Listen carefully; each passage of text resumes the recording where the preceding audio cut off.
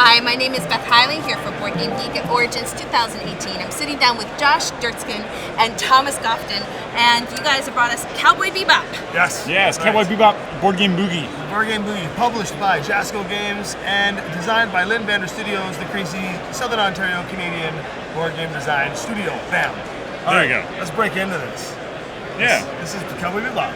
Yeah. Are you familiar with Cowboy Bebop? I was just going to say, let's assume if people are not familiar with the original anime and coming into this not knowing any of the backstory or characters or the show in the first place, so it was the anime show.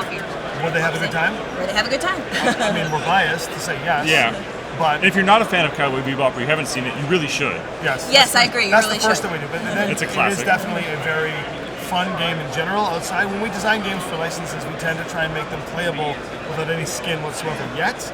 And then we skin them, and then when they get skinned, we will taper them a little bit to try and feel more like the show or more like the license because of fan and brand respect. I mean, one of the biggest compliments we get on our other licensed games is that they are very true to the theme.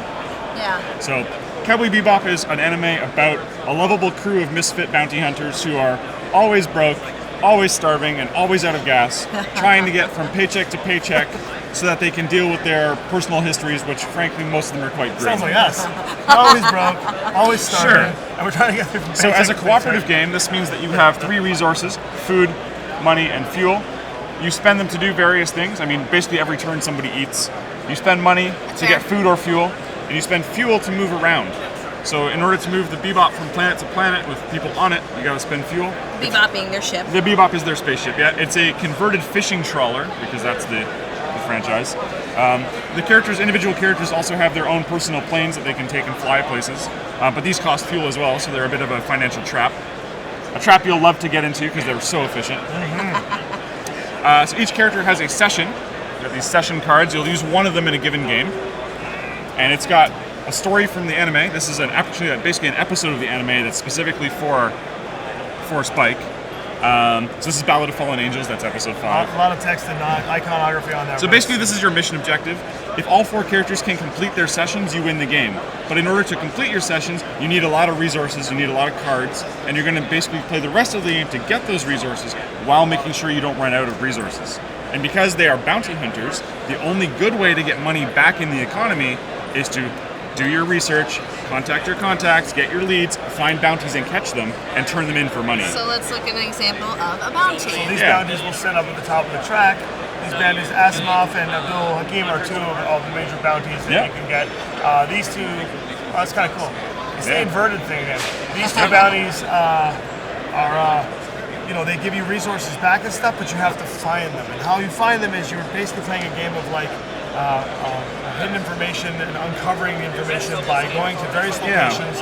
And it's almost like a deduction game, but so you're visiting a contact, and contacts will give you leads. Each set of 3 leads can, but doesn't necessarily, identify one and only one place in the solar system.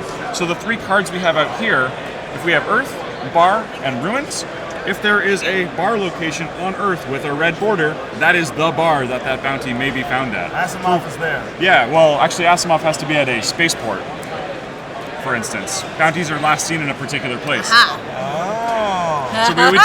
So in this case, we would actually need Earth, blue or green, and spaceport to find him. It's a good thing I'm pretending I know not what we're talking about. So that's how you get money into the game, and that's how you catch bounties to do that whole angle.